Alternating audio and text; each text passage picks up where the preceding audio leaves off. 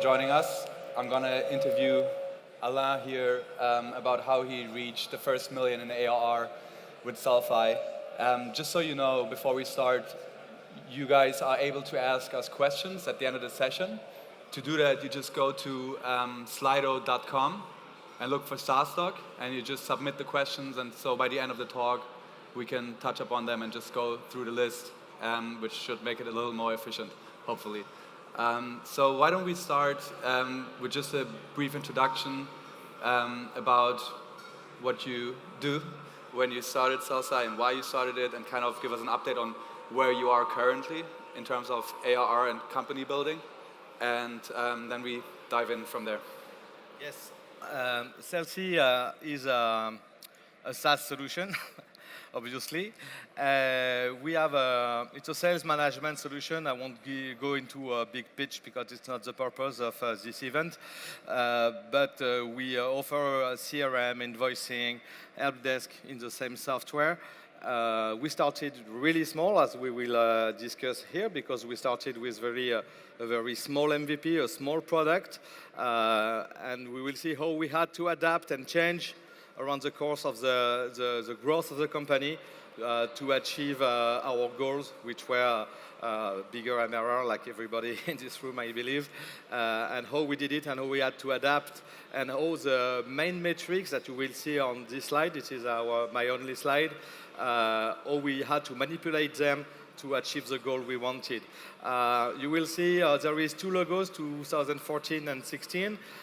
This is 2 times we had a conference in Paris called B2B Rocks, which is a small SaaS talk in Paris.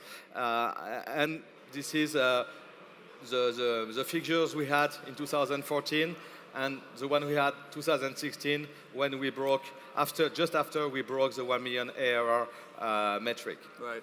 And maybe before we dive into the slide, on a high level, when you founded the company, what was the original idea or kind of initial, spark that led to you building Sellsy? And in fact, it's a funny story, because I had a previous startup with my co-founder, which was a dating site. We are doing lead generation for businesses. Yes. So we had a dating site, and it was a really cool. We loved the subscription model, but we had 2 problems.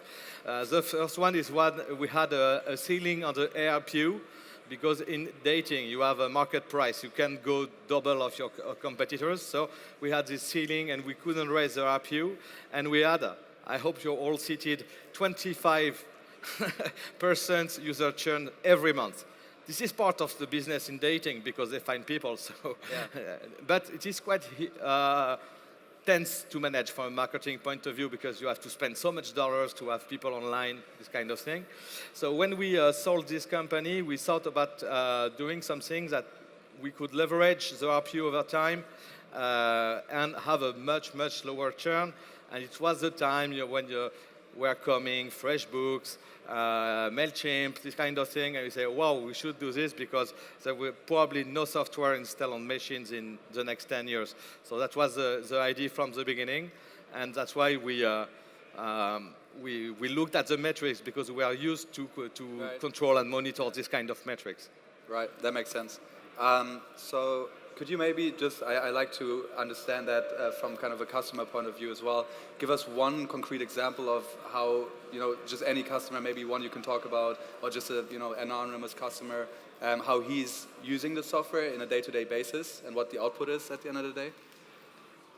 We offer a very operational software in companies, so basically all our customers come at least once every day, or they have Sellsy open the whole day long, because they just work in it.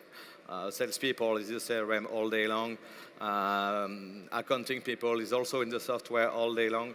So basically, we try to be a real part of the operations of the companies right. using Sellsy. So I guess the first part of your software is lead generation, and then the second part is a workflow for the salespeople to work those leads at the end of the day. Yeah, we try to make it simple to go from the lead to the bank. to Okay, that's a so good way to pitch it. you get a lead, you score it, you send an estimate, they can sign it online, Right. then you send the invoice, they can pay online, and then we generate the accounting line to go directly into the accounting software. So Yeah.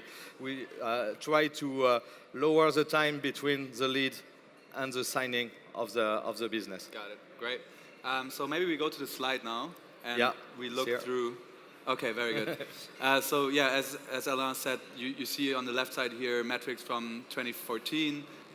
We're going to focus on bookings, ACV, churn, CAC, headcount, MRR. On the right side, 2016, so last year, and where they are now. So I guess you're now a little bit bigger than that even. So Yes. No, it's much bigger. you passed the 4 million. But if you look at these kind of two different levels, there's obviously a bunch of differences here. And I think the first one to really look at is ACV, because you've increased it, fivefold since 2014. And it's interesting to understand, I guess, how that changed or what your kind of context on that is. And then B, also would be interesting to understand how your kind of target customer changed from when you initially started this, right? What did you think, or what was the target customer that was paying 360? Now, as you're moving, into higher ACVs, how has that person changed, and maybe also how has that, conversation with that potential customer changed since then?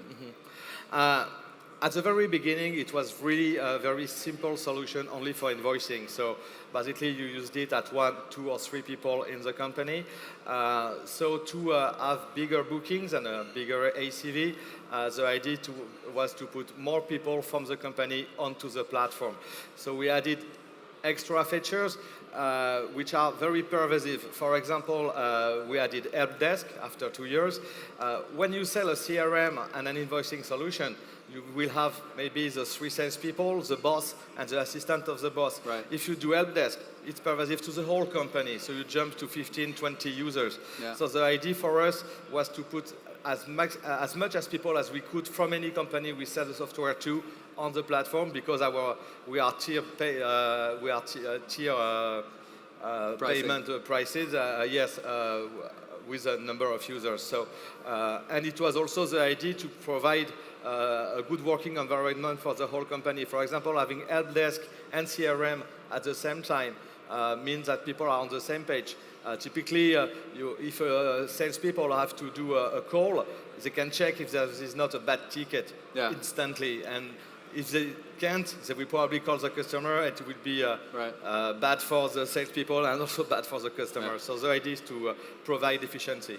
So you expanded on the feature set that you're providing to your customer, but also, so is the pricing angle is seats per customer? It's seats, and it also changed over time. We raised our prices because at some point when you get bigger companies, it makes no sense to be too cheap, and we sometimes lost deals because we were too cheap, and it was sort of frightening for bigger companies. So we changed that, and we create new price categories. So it helped us raise the ACV, and raising the feature also raised the ACV, as I said, by bringing more people on the platform. So do you have, off the top of your head, do you know how many seats you had back then for 360 on average, and how many it's now? Oh, at the beginning it was just 1 or 2 maximum, and now it's more 15, 20. So you managed to expand within the organization? Yeah, because the software evolved and is now, at the beginning it was really MVP, very simple for freelancers, this kind of thing. And with time we iterated on the software, and it began something you could use for a 10 to 20 people team. Now it's more like 100 you can. So this is how we raised this over time. Just after that, you see that we also lowered the churn. That is done by a customer success management that we put it in place very early, which is we give a call after 1 month to secure that the client have effectively onboarded and is using the software, is he happy with it. 3 or 4 months after that, we do another call where we will see if he's still happy, and we will try to get referrals, and we will try to upsell him to new add-ons that might also lead to an upgrade. As I said, if you have a help desk, it's more people on the software, so it's a bigger price. And of course, we have We call that churn police internally. We have a call 1 month before the churn to really secure that everything is okay, that the contract will go on. And we also monitor, and I advise you to do that if you do have software, is to watch for people with asleep. As long as someone didn't log the new product for 1 week, it's red alert, you have to call. Yeah. The So one part for reducing churn there was you just introduced customer success measures that just check on the customer's health, has a conversation, tries to upsell him, right, and just like treats him well. Yeah. I guess the other part of it, and that's related to the ACV increase, is also that the customer just has a stronger lock-in because there's more people working in the product. You have bigger customers that usually don't like to change tools so much, so that probably contributes to that as well. Yeah. Good. So the next topic here is acquisition costs. So you see it was much higher, but this is some investment you have to do at some point. This is due to the fact that we moved from a real self-service, 15 days trial, you pay with your credit card monthly, and that's it. And we totally switched to a direct sales approach with salespeople. So obviously, it's pricier to do this, but it allows us to have this much bigger ACV. It helps us also. At the beginning, we did mostly with inbound leads. We still do, but if you want to go after your ideal customer, you have to go outbound and go search for the right customer. Probably a vertical, you have 10 agencies happy, so you go after agencies, and this is done at the price of a higher acquisition cost, but it doesn't matter as long as the machine is working and your ACV is higher and your MRR is higher in the end. And also, there is also an impact from customer success and support, is that when you have bigger customers, generally they require less support than very small customers, because they already had a CRM, so they know the principle. The very small companies that start, you have to explain them what is a CRM, how does it work, how to make an invoice. And finally, it takes much time for much interesting customers in terms of revenue. Right. So you have an inside sales model right now with people calling? Or this is why we that doesn't include headcount, does it? It's in the headcount. Really? Yeah. That's not bad. No, we were 7 people, and the change of strategy from self-service to direct sales made us hire a lot of people. Yeah. And when we hire a sales, generally is break even after 2-3 months, so it's quite easy to add and repeat. Going. Yeah. Okay, then headcount, I guess. You obviously grew people. I guess what's interesting there for people to hear maybe is from the 7 people there to the 35 people there, like culturally, were there any challenges? Was it, like how difficult is it managing that? And I would also be curious to, from the 35, how people are distributed to the different functions of product, selling, other departments that are customer success. I have the figures for today. So today we are 50 people. We have around 20 people in R&D, around 20 people in the sales and CSM team, split about half-half, let's say 10 sales and 10 people in customer success, SDRs kind of thing, and the rest is G&A and me and my co-founder. Fair enough. Because we don't fit in any category. Do you all sit in the same location? Yes. We have a chance. We are in La Rochelle, which is a coastal city in France. We're not in Paris. And the big chance we have is that we don't have any turnover on our developers. And all my CEO friends in Paris are just jealous because in Paris, you take everybody try to steal your good developers. We have the chance to have something really stable that they let us iterate faster, because when a developer is good, knows the product, he can code faster. You don't have to onboard a new one, this kind of thing. So we are quite productive by being there. But we also have a sales office in Paris, because obviously we need to, as we get bigger customer, we need to. How does the revenue? So if you look at the bookings, I guess it's more than 4 million now. But how does revenue distribute geographically? Is it mostly Europe? Do you have customers in the US, or how do you think through that? It's mostly France as of today. We're starting to be quite well known in France. So it's 90%, but Sellsy is also available in English, and we have 10% of our customers outside of France in 50 countries. So it can be in Chile, Sweden, Hong Kong, Right. Australia. It's interesting because most of the SaaS companies that I talk to actually have a relatively diverse group of customers from different countries, right? So you got, well, this is a little tricky. You got usually when you start in SaaS, 60%, even the European companies have a lot of times 60% of their customers sit in the US, just because that's, I mean, one of the biggest markets, and also you have people that are just more willing to experiment with new software and give you their credit card. So what do you think is the reason that for you it's relatively focused on France as of today?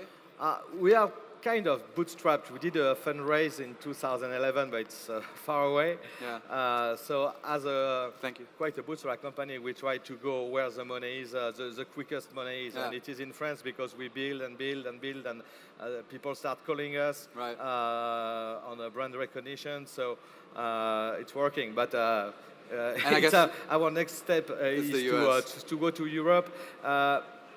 We don't have the will to go to the US at the moment because the market is so wide. Yeah. SaaS is still really, really underdeveloped in Europe, and we know we can go very, very fast.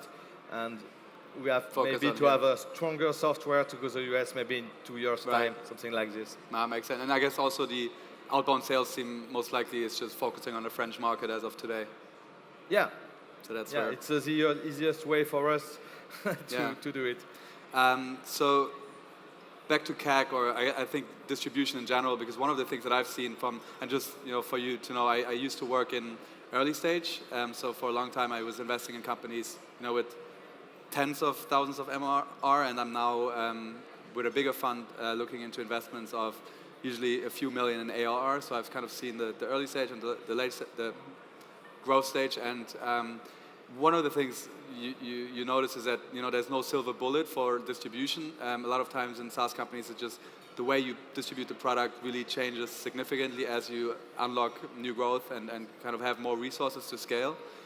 So I think it would be interesting to just talk for a few minutes about how this distribution part has changed, not just in terms of, I know you built the outbound team, but also in terms of what other channels have you tried, what has produced results for you? Are events a good, lead generation platform for you? Or what are kind of the different things that you've experimented with in terms of distribution to make it to this point?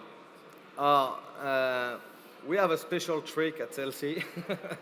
We have an affiliate program. So when our customer bring a new customer, we give them 20% of the first year payment of their referee, the people they refer to us.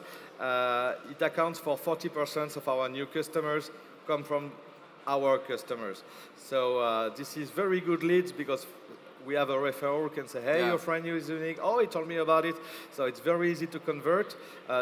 It's probably from dating because it's a very common tool you have in dating. So when we did SaaS software, we say we need an affiliate program.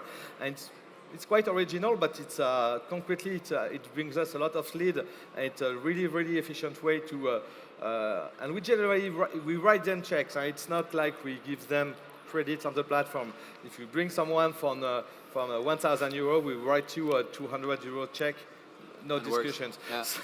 So our customers love it, and generally when they have one check, they want to get more, so they scroll their iPhone to find leads for us. So this is something very consistent we had since the beginning, and after that we have a composition of lead gen tools. We do some AdWords, obviously. We also use some LinkedIn Sales Navigator, this kind of thing, and to go outbound and to go after customers. We can create some kind of referrals with LinkedIn, this guy, it's quite the same principle.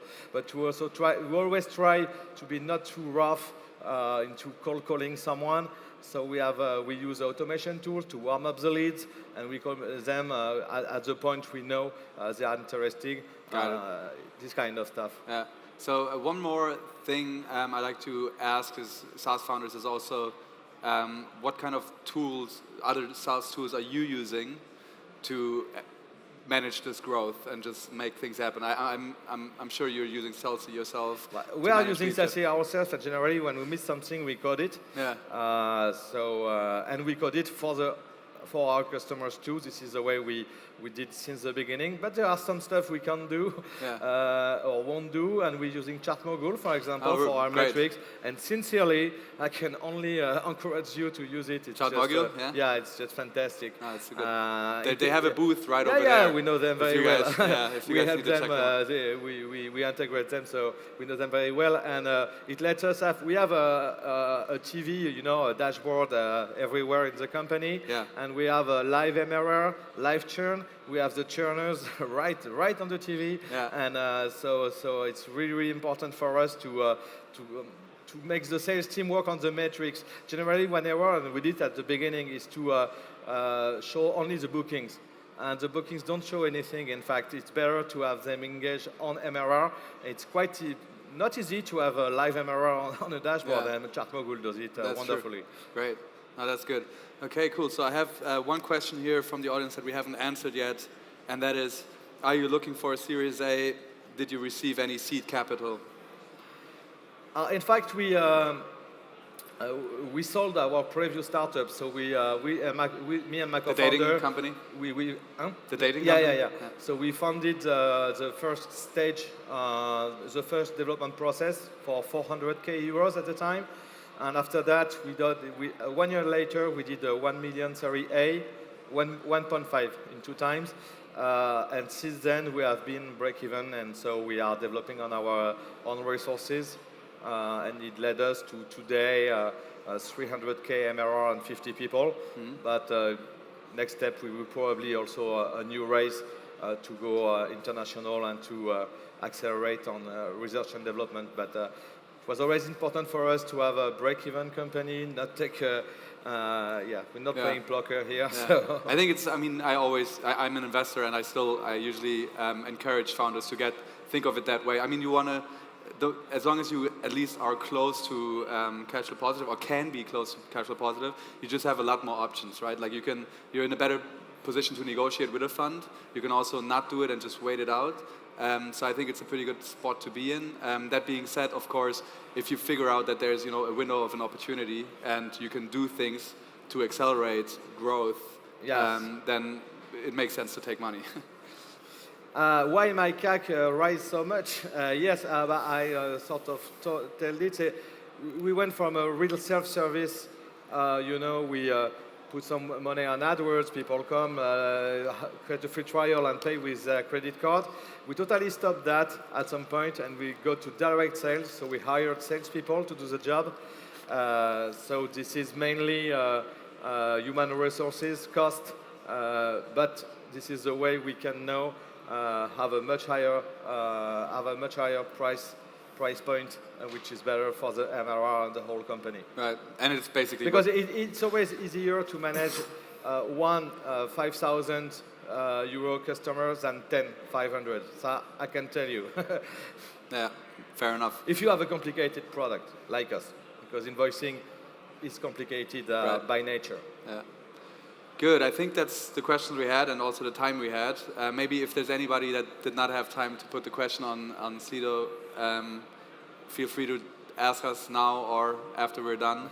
Otherwise, thanks for your time and attention, and thanks, Alain. See you around. Thanks, guys.